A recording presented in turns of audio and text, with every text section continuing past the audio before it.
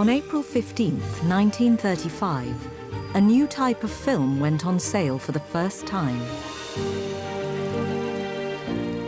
It was aimed particularly at amateurs. This was part of a revolution in filmmaking, when small home movie cameras became increasingly available. As Europe descended into conflict, for the first time, ordinary people right across Britain were able to record all aspects of their lives, even at war. Nowadays, you can take it on a telephone or something or other, but it was very different then. I am conscious when I watch it that an awful lot of those guys were going to die. It seemed exciting to me. It was an exciting time to live. For the last 75 years, these extraordinary amateur films have lain undiscovered, unseen, in attics, libraries, and the vaults of film archives all over Britain. Broadcast here together for the first time, these films reveal an entirely new and uncensored personal perspective on the greatest conflict in the history of Britain.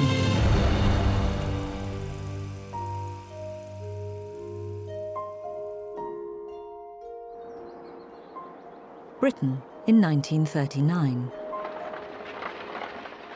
With an estimated 250,000 ordinary people now owning a camera, there was an explosion in amateur filmmaking. In Sussex, Londoner Sidney Hansford wanted to capture his family's excitement at their new life in the country.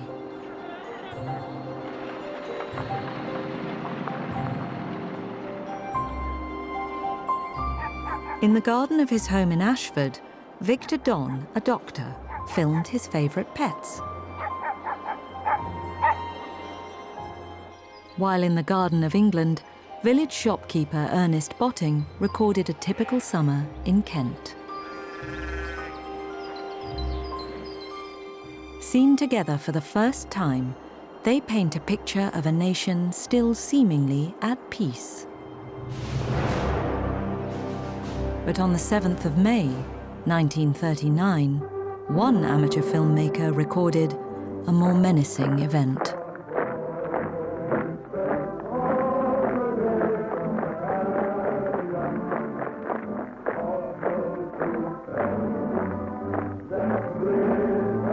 A march through the streets of London by the British Union of Fascists, a party led by former Labour MP and cabinet member Oswald Mosley.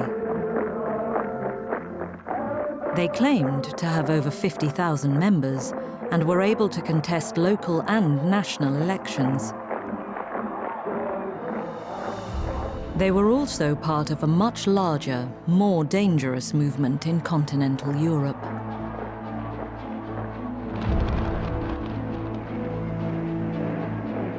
In Germany, Hitler's Nazis had been in power for over 6 years. They had already transformed the country into a totalitarian fascist state. All dissent was brutally crushed, and under the new Nazi racial laws, Aryans were now viewed as the master race of the world. A new world order was on the march.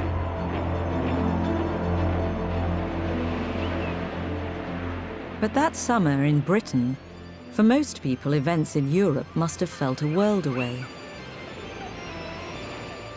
Pharmacist Francis Newman took his family and his new camera to the beach at Westgate in Kent.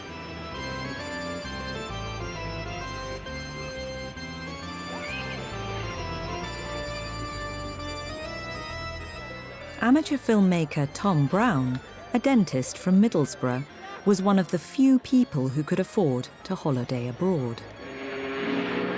And he took his camera with him, recording firsthand the chilling changes on the continent. Back in the 1930s, your average family would visit Blackpool or Scarborough or somewhere like that. In 1937, mother and father decided to do a tour of Europe. For over 60 years after it was made, Tom Brown's film was only shown to friends and relatives.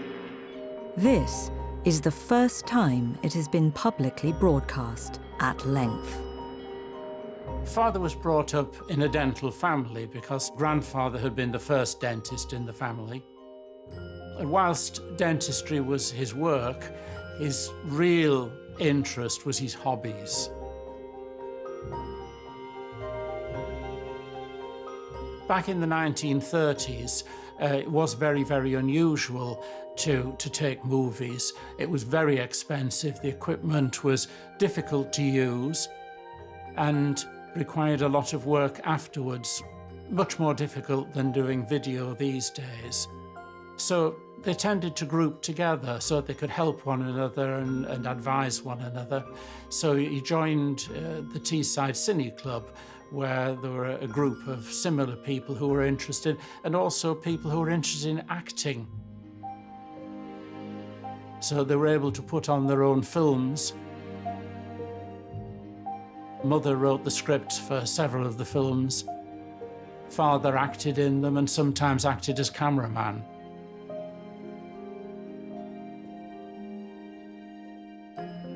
When Tom Brown set out on his European holiday with his wife and daughter, they travelled by train and bus throughout Central Europe.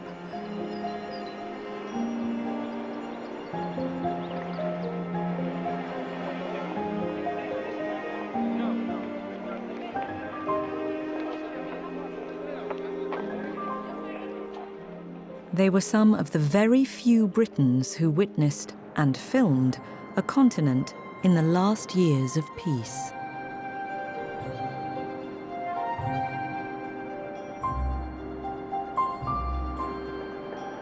We're talking now about the days before television. These days we see things that are going on throughout the world very, very easily. But when radio and newspaper were the only forms of communication, my parents were really quite privileged to see with their own eyes what was happening in Europe and what things were heading towards. So Father took the opportunity to make films and bring them back and show people what things were like in another country. At one point in Eastern Europe, he was photographing in a railway station. He didn't know that railway stations were considered part of the war effort, but he realized that somebody was running down the platform towards him whilst he was standing there with his camera. Surprisingly, rather than admit defeat, he ran off down the platform, jumped into a carriage and hid under the seat. But of course, eventually he was dragged out from under the seat, and to his total distress, they opened his camera and pulled reels and reels of film out of it. So he lost quite a lot of film that way. But he was a very adventurous person. Eventually, the Browns reached the city of Munich with its ancient Karlstor, the Charles Gate. This is the birthplace of Hitler's Nazis, where his brutal path to power had begun 14 years previously.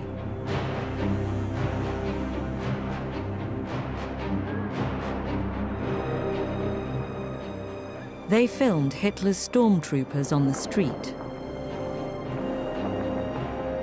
and even the anti-Semitic propaganda that marked his rise to power.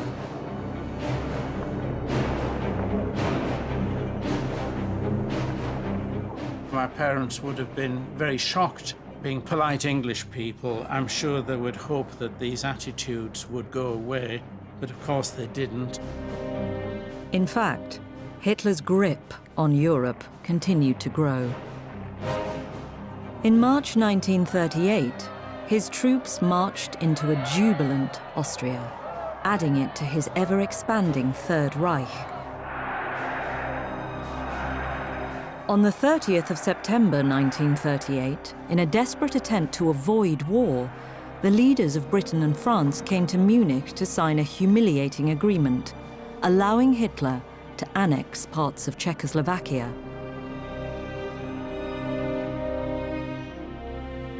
Just 6 months later, Hitler tore up the agreement. But his plans to dominate Europe had only just begun.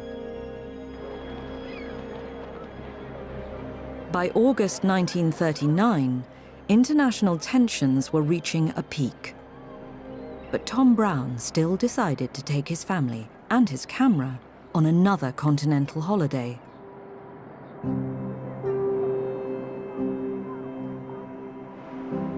With Central Europe now in turmoil, this time the family only ventured as far as Belgium, Holland, and Luxembourg.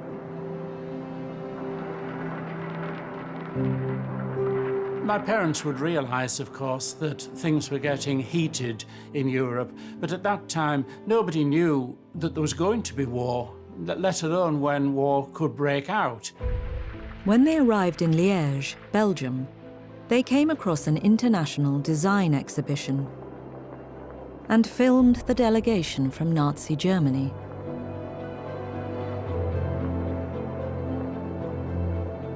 Then, when they reached Belgium's border with Germany, they even saw concrete evidence of Hitler's war machine in action.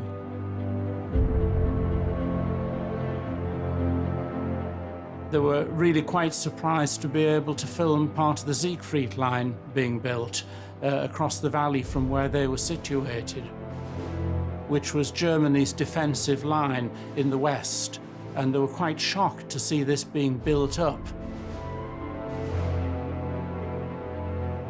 This would draw their attention to the fact that things were progressing in Europe perhaps faster than they'd imagined. On the 1st of September 1939, while Tom Brown and his family were still in Belgium, Hitler invaded Britain's ally, Poland.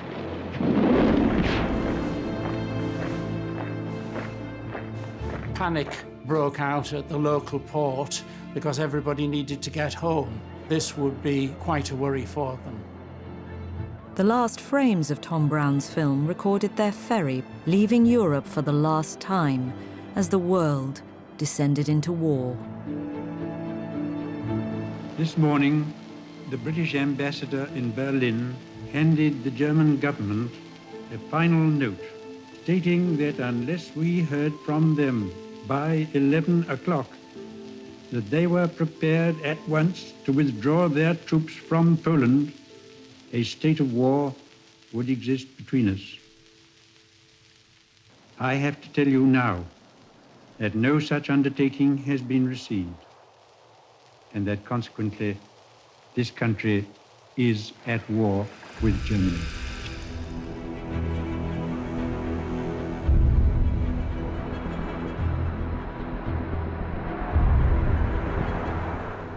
With the fear of bombing, the government began the mass evacuation of Britain's cities. In the first 3 days, more than 1.5 million people were moved to safety, including over 800,000 children. Amateur filmmakers recorded this unprecedented event, and the BBC sent out radio reporters to broadcast it to the nation. The evacuation of British children is going on smoothly and efficiently. The Ministry of Health says that great progress has been made with the first part of the government's arrangements. We're on number 12 platform at Waterloo Station. Don't get worried about us. We're all very happy here, and I don't think anybody wants to go home yet. Official evacuation centres were set up around the country by thousands of volunteers. But just north of Lancaster, in rural Lancashire, a completely unique private school for evacuees was organised by a group of Quakers.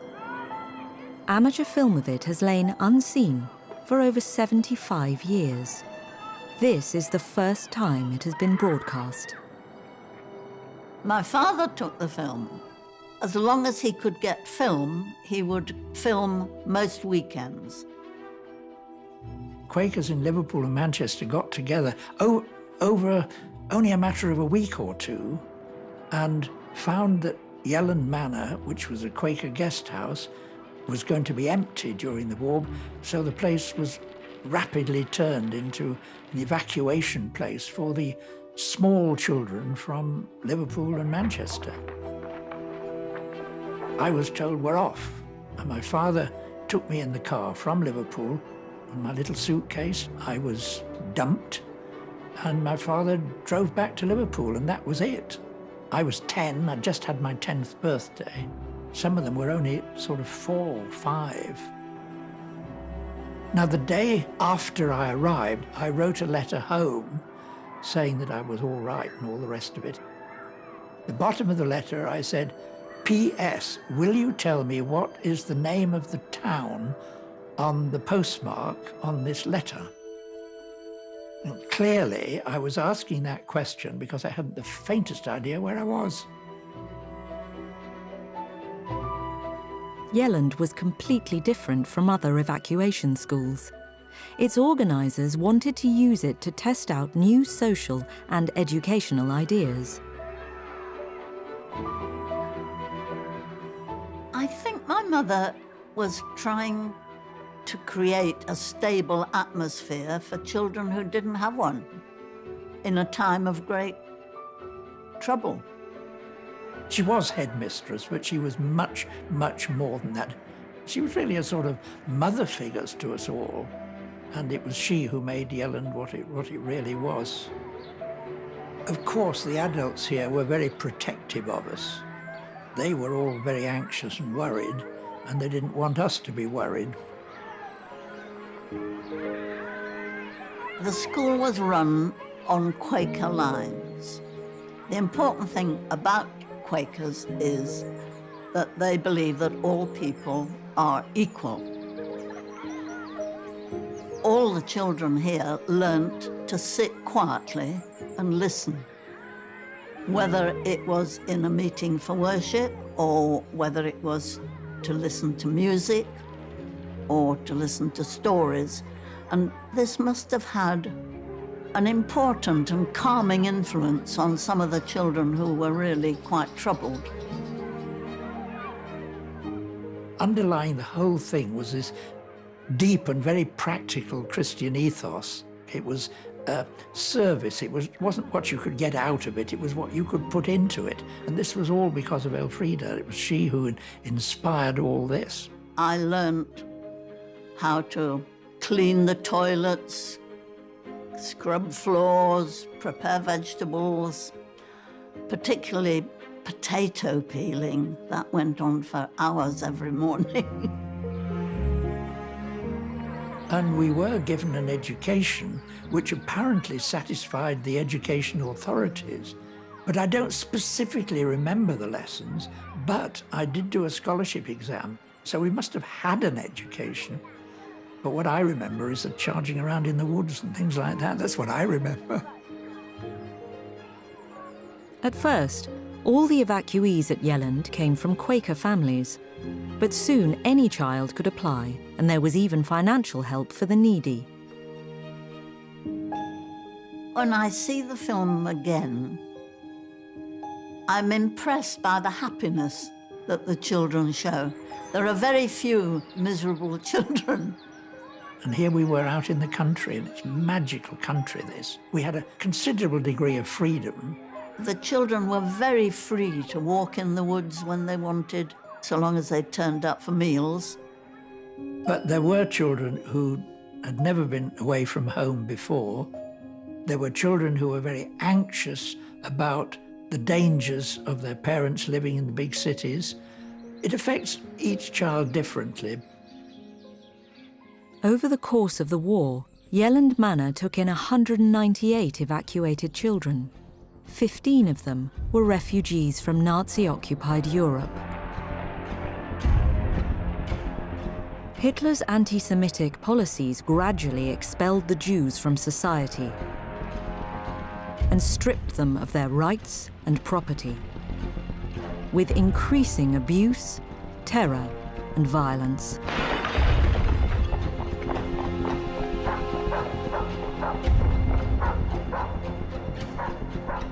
In late 1938, a delegation of British Jews and Quakers persuaded the government to allow the temporary admission of Jewish children on what was known as the Children's or Kindertransport. The first party of almost 200 arrived in Harwich on the 2nd of December, 1938. By the end, more than 10,000 children were rescued from the Nazis. Some of them were sent to Jelland. One or two refugee children started appearing. I remember particularly a little boy called Achim Litek, who was Polish Jew. There's a lovely bit in the film of Achim from the top of a tree, swaying to and fro. That was his idea of getting away from everything. His father was an officer in the German army and rejected his wife and Achim because they looked Jewish, but he kept their daughter because she didn't look Jewish. He spoke very little English, but he was a good mixer, and we welcomed him in, and he settled in remarkably quickly. It's only looking back on it that we realise the sort of torments that must have been going on in his mind. Then I remember Renata Polga. I think she was very frightened when she arrived. She had come to a family who had a little boy, and they wanted an older sister for him. And so they had her as a foster child. They had rooms in the village and came every day to the school. We were all there to help each other, to help the underdog. We were all definitely encouraged to think for ourselves. Then we were all treated as equals, actually. Elfrida would ask us, "What do you think about it?" It wasn't just simply telling us what she thought. Since the war, I have met one or two of the refugee children. I met Achim Litek at the funeral of a woman with whom I think he lived with her straight after the war. He was exceedingly prosperous looking. And from being a very tall, skinny young boy, he was a large, comfortable looking man wearing a very beautiful overcoat. Renata Polga went back to Czechoslovakia, which was very difficult, she said, because she had grown to call her foster parents mum and dad, and she had forgotten most of her Czech language. She had to sort of rehabilitate herself, and she stayed and took her exams and qualified as a doctor.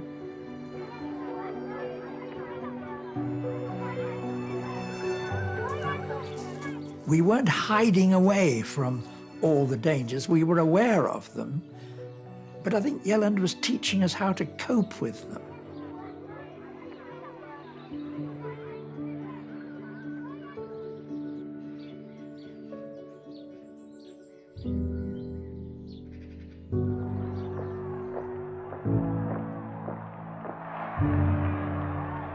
On the war front, in late 1939, the British Army was sent to France to support our allies.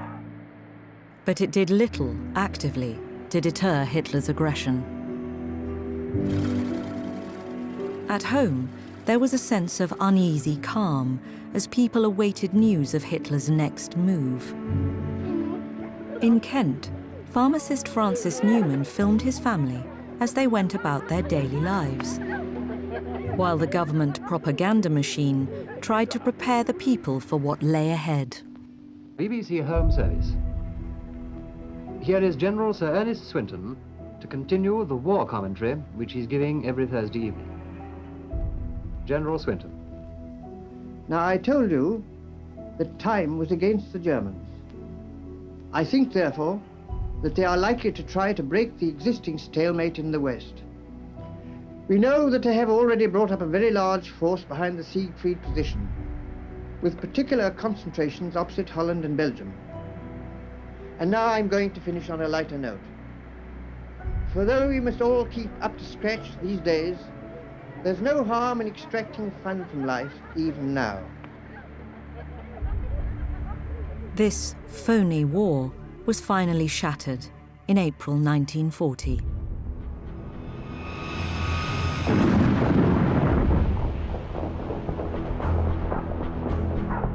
This is the BBC Home Service. Here is a short news bulletin. The German army invaded Holland and Belgium early this morning by land and by landings from parachutes. It was the Allies' first taste of a new type of brutal, lightning warfare, Blitzkrieg. 2,500 tanks, 7,500 guns, and 3 million men of the German army blasted their way through the Allied defences. Within 10 days, Holland and Belgium had fallen, and the French and British armies were in full retreat. By late May 1940, the British army was surrounded, trapped in northern France. Its only hope was evacuation by sea. Over 9 days, 338,000 Allied soldiers were evacuated from the harbour and beaches of Dunkirk.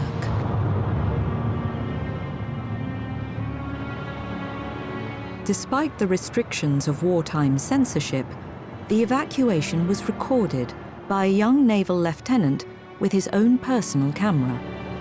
This unique film lay hidden in a family archive for over 70 years. It's thought to be the only amateur film of this defining moment in British history. Days and nights, ships of all kinds have plied to and fro across the Channel under the fierce onslaught of the enemy's bombers, and every one of them was crammed full of tired, battle-stained and blood-stained British soldiers. All of them were tired.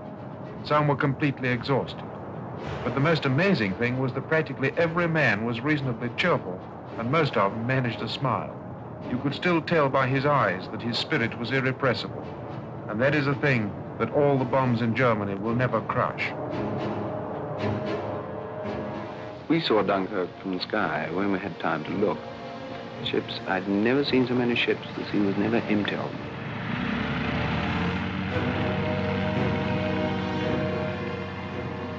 My little crowd had 5 days fighting. We took off 4 and 5 times a day, and most of the fighting was over and round Dunkirk. Every time we took off, we found the Hun had a crack. We were always outnumbered, except once.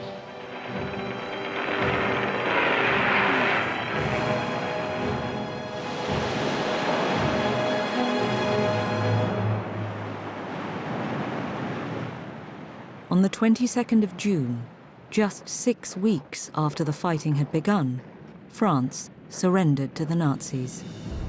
Now, for the first time, the people of Britain faced Hitler alone. The news from France is very bad, and I grieve for the gallant French people who have fallen into this terrible misfortune.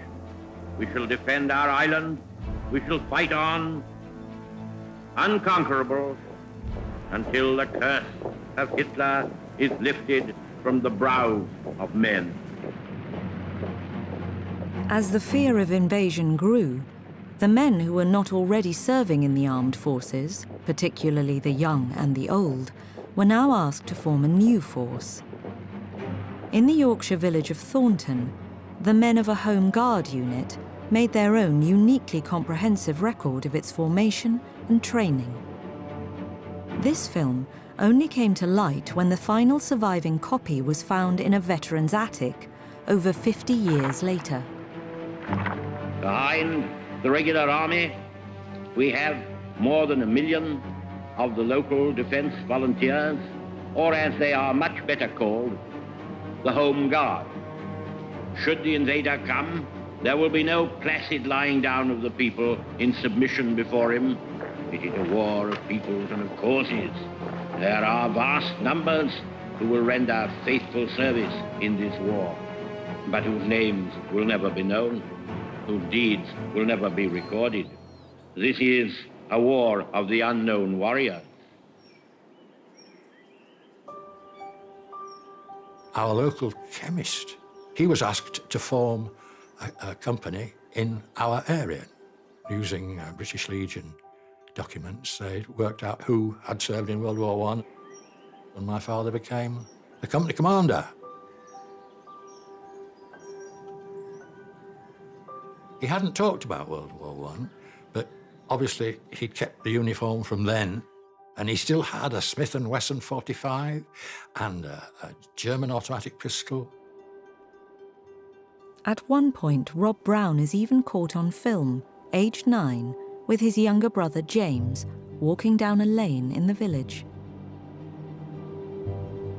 Much of the platoon's official business was conducted around the Brown family house. 2 sergeants who were members of the Bradford Cine Circle thought that it would be a nice idea to record the activities of the Home Guard. So Sergeant Harold Whitehead and Sergeant Woodhouse must have approached my father and said, would it be all right if they filmed some of the Home Guard? And my father took it to heart. He thought it was a brilliant idea. And indeed, it eventually paid for the film stock. The Home Guard was expected to act as a secondary defence force in the event of an invasion. But after the chaos of Dunkirk, real weapons were scarce. So many of the volunteers had to train with wooden guns. The LDV was initially known as Look, Duck and Vanish, because that was the idea. If we were invaded, the Home Guard were not expected to fight. They were expected to report to the existing system what was going on, because they know the area, they know the hiding places, they know the back streets. The barriers were not the rigid barriers that you'd find in a regular unit. They were friends. There was a significant difference in the way people treated one another. They were fellow residents of the local villages and were just nice folk. After 3 months, the Thornton Home Guard were eventually sent real rifles, brought in especially from the United States. As far as the view of the war from the Home Guard point of view, this was it. We were going to be invaded. The fear of a German attack from the air was very real. Just weeks earlier, in the defeat of Belgium and Holland, parachutists had been used to devastating effect. There were telephone calls as there had been a report of a German parachutist landing in our area. This was most exciting to the Home Guard because it was the expected arrival of the Germans by parachute. And so Thornton scanned, scoured, searched, concentrating mainly on a wood called Sunwood, which lies in the valley between the 2 villages. But nothing was found. In fact, it was paper falling out of the sky. We have an Avro factory at Eden where they were assembling some kind of aeroplane. The pilot must have gone to Harry Ramsden's, the well-known fish and chip shop, bought himself fish and chips to fly this plane from Leeds, Bradford, Eden, to wherever it was that he was going. And on the way, he finished his fish and chips and threw the paper out of the cockpit.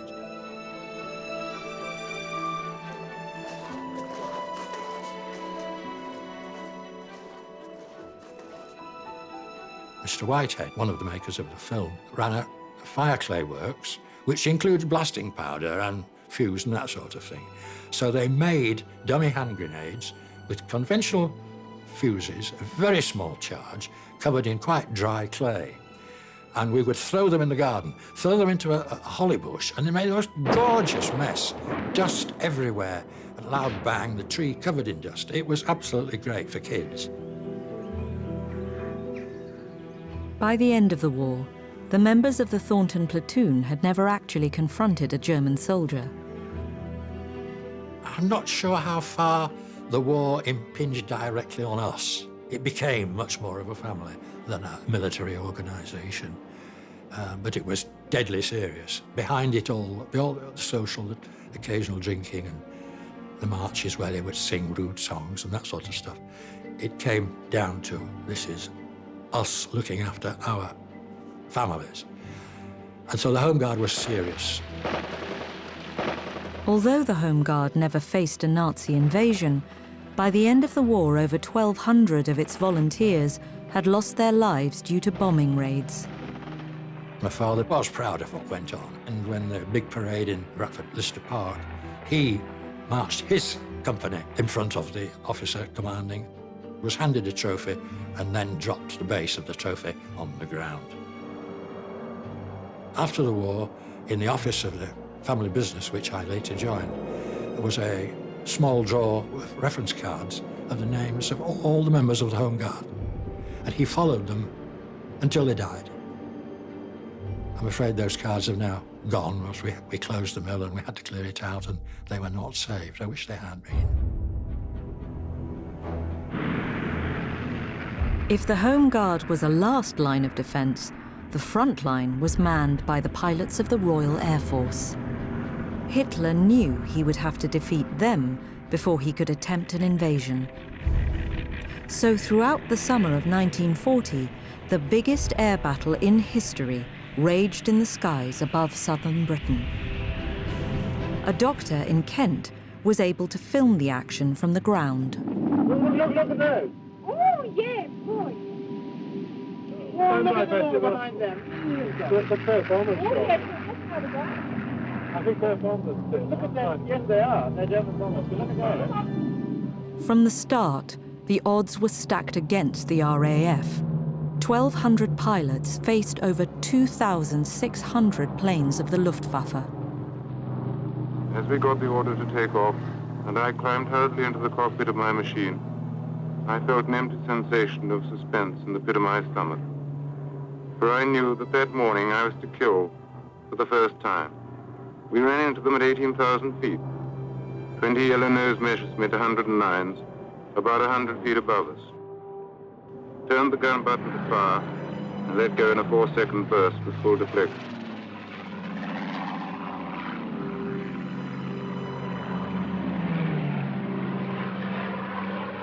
By the end of the battle, the RAF had lost almost 550 pilots, but the Luftwaffe had over 2,500 aircrew killed. An army major stationed in Kent filmed the end of one German fighter and its captured pilot.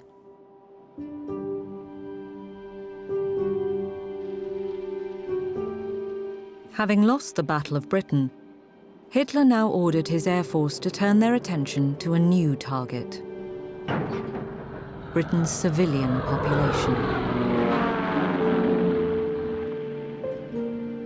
All over the country, in Britain's major cities and towns, people prepared for the expected onslaught from the air.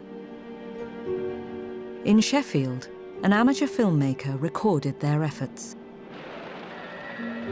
Little is known now about him, but his extraordinary film provides a unique insight into the wartime lives of the people of Sheffield.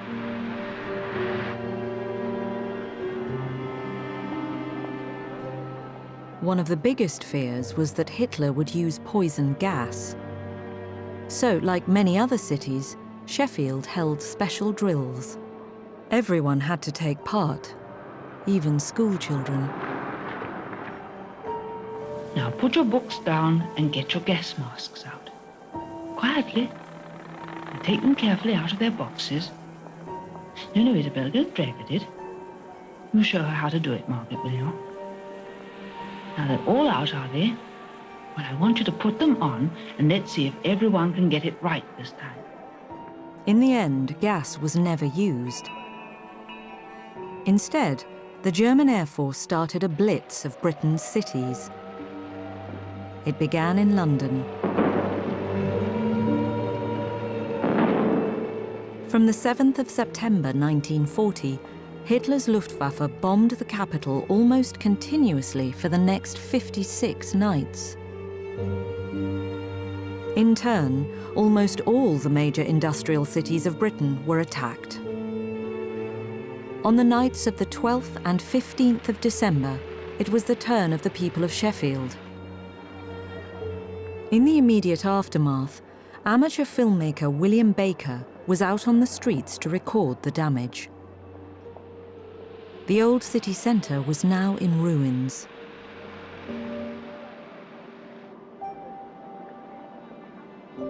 Walsh's department store, that had dominated Sheffield High Street since the 19th century, was completely gutted. And almost nothing remained of the Marples Hotel, where more than 70 people had been killed.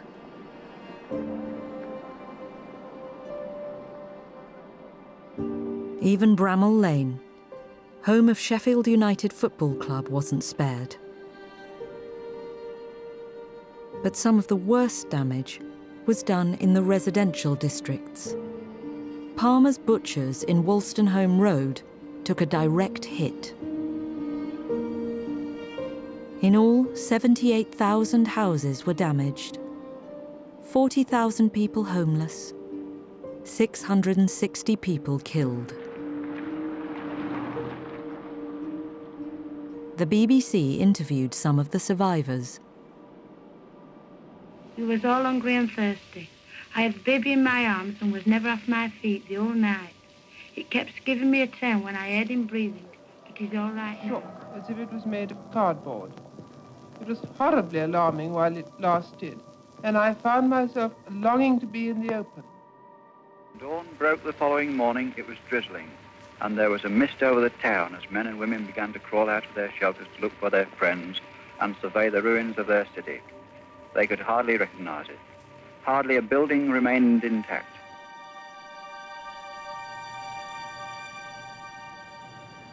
Sid Pass was just 9 at the time of the Blitz. His family home took a direct hit. But the bomb failed to explode. We'd learned that a bomb had dropped on Gloucester Street, and my father's sister lived on Gloucester Street. So we were anxious to find out if the family were safe. So we walked down the road. There was a big hole in the centre of the road. It was big enough to put a double-decker bus in. And I'm told that that was a 200-pound bomb. And it was a 200-pound bomb that had dropped on our house. So if it had made a hole as big as to get a bus in, well, we wouldn't have been here. The place my uncle lived was on the right, close, on the right-hand side. But the house at the bottom of there was flattened.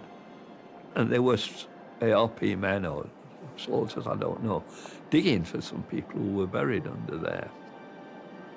And my father and my brother-in-law said, we will stop and help to get these people out. They were moving the rubble, and the people were buried in the cellar. And I said to my father, can I stop and watch? And he said, no, don't be ridiculous. In many parts of the city, gas, water and electricity were cut off for weeks, just as the worst winter weather set in. A couple of days later, my father and my brother-in-law went back into our own house. There was a hole in the wall. So my father and my brother-in-law walked through this hole into the cellar, and the bomb was still lying there in the house. There was no stairs. The stairs had gone. The cellar steps, nearly all had gone. So my brother-in-law climbed up the wall and into the bedroom. My father was standing astride the bomb, and it was between his legs. And they were throwing things down, and he was catching them.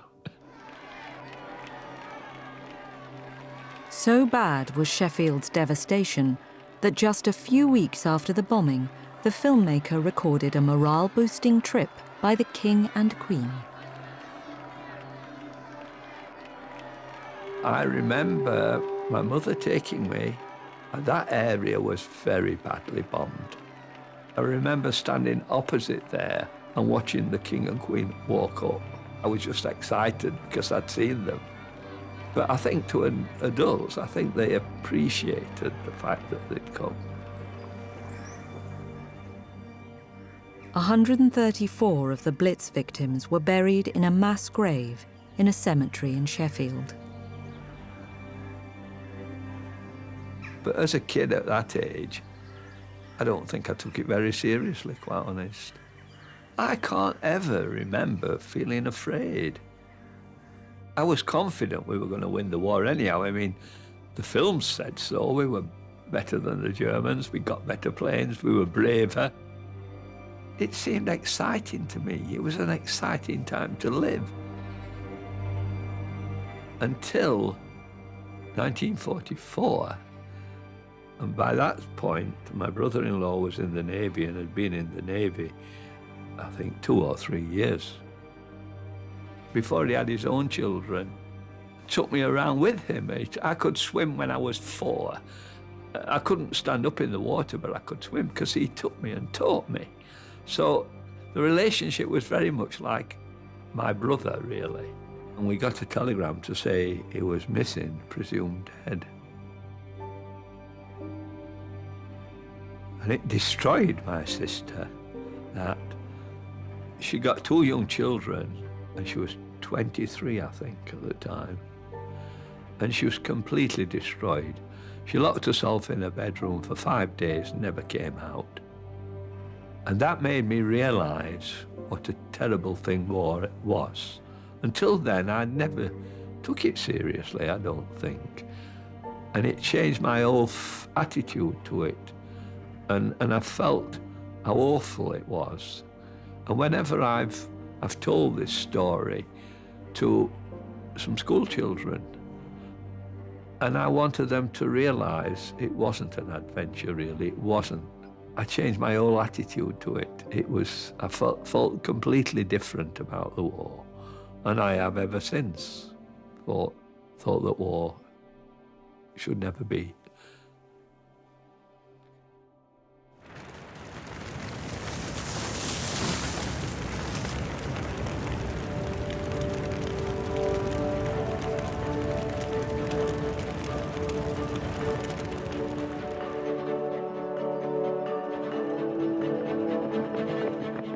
With so many men called up to fight, women were now asked to play their part too.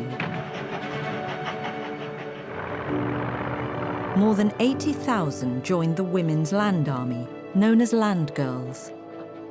650,000 joined the armed services, in the Navy, the Air Force, and the Army too.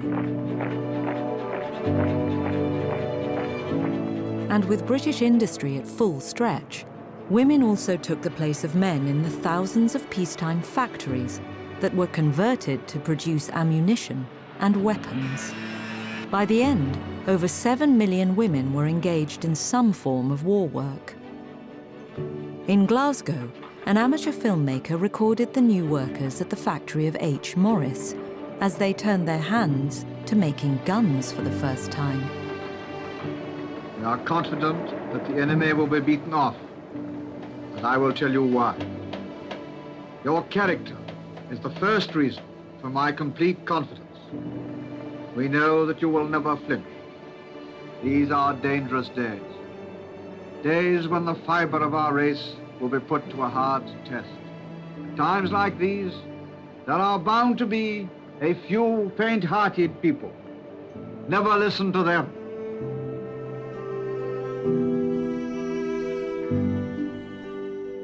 In Belfast, an extraordinary amateur film has only recently come to light. After its original filmmaker gave it away, it lay forgotten, unseen for over 60 years. I knew this footage existed because Sean's widow, my Aunt Joan, had told me about it. And she'd told me that Sean was really keen to get rid of it because it was too painful for them to watch. They just had lost so many of their friends who were in it. So when I heard that it had turned up, I was both excited to see it and just so saddened. An awful lot of those guys were going to die. This extraordinary film reveals one of the war's hidden stories. The brutal effects of combat stress inflicted on so many of the participants in the war's longest episode, the Battle of the Atlantic. It was shot on a camera that Sean's brother, DB, had acquired in the 1930s. Like many brothers, they borrowed each other's kit. Sean must have borrowed this camera in the summer of 1940. From the start of the war, in an effort to starve the British people into submission, Hitler ordered his submarines, U-boats, to create a blockade around Britain. The Allied command organised merchant ships into convoys to fight their way through to bring in desperately needed supplies of food and ammunition. The Battle of the Atlantic ran the full length of the war, involving thousands of ships and planes, tens of thousands of sailors, and a small band of British aircrew, the men of the RAF's Coastal Command. One such squadron was based in Belfast with 22 pilots. It was filmed by Herbie Edgar and Sean McNeill. 502 Squadron was like all the Coastal Command squadrons. There were 8 of them in total, and all of them were seriously ill-equipped because they got the sorts of planes that should have been pensioned off. Their planes were falling out of the sky, and they really were seeing nasty things happen out in the Atlantic. At the start of the war, Coastal Command had only 171 serviceable aircraft to patrol the millions of square miles of the Atlantic. It had a particularly high casualty rate that caused untold stress on its members.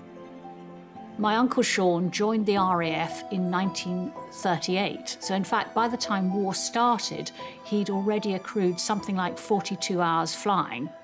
And I suspect, bearing in mind his engineering background, he would have been even more distressed at the number of casualties that were caused by mechanical failure rather than by enemy action. Imagine trying to go out in a tiny little 2-propeller plane through the winter in the kind of weather the North Atlantic can beat you.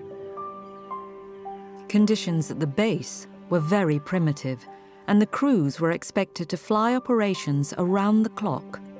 The strain began to tell. One particular thing that I did hear from Sean's widow, Joan, was how upset he was about the sinking of the Arandora Star. Now, that set sail from British waters in July 1940, and on board were Italians who had tried to flee from Mussolini, and they were being taken for safety to North America. And Sean was meant to be providing air cover. But we had these diddly little Avro Ansons. They couldn't fly for very long. So he followed them as far as he could, and then he waggled his wings to say goodbye and flew back to base. Shortly after Sean left the area, a Nazi U-boat sank the Arandora Star, killing over 800 people. It was really a painful reminder of how ill-equipped they were to do their job.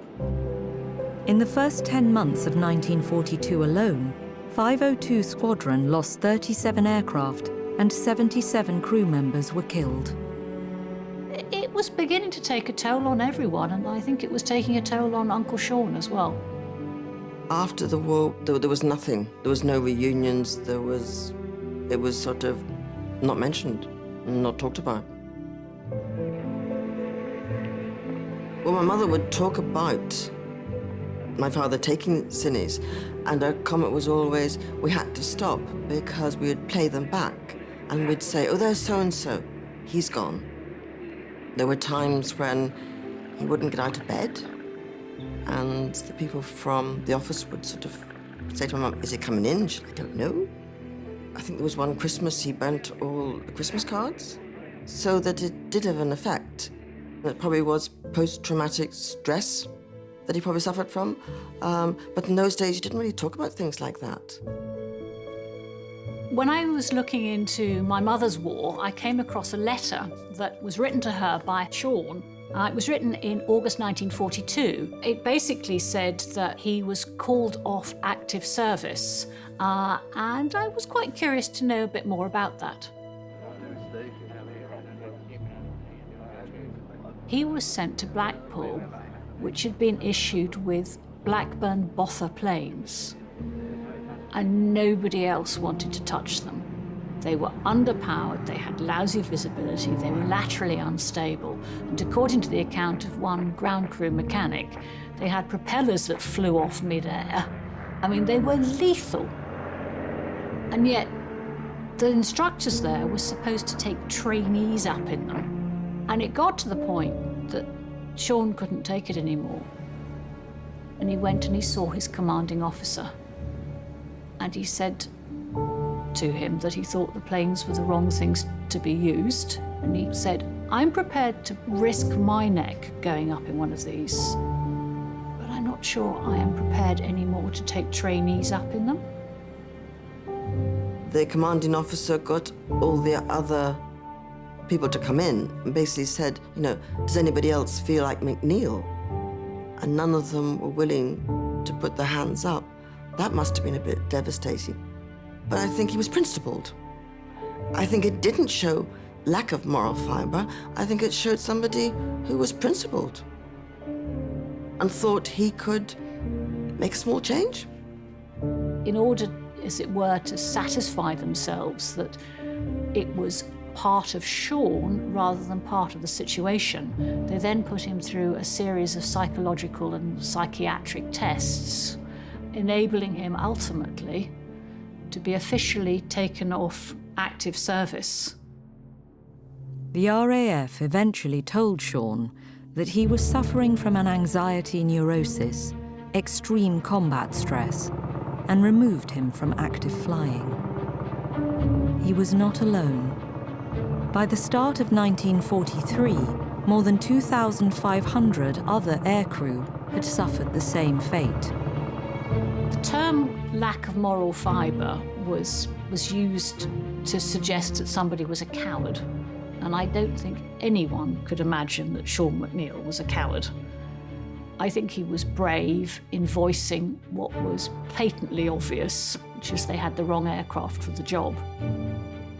It was almost easier to label him as a coward than to say he raised a valid point.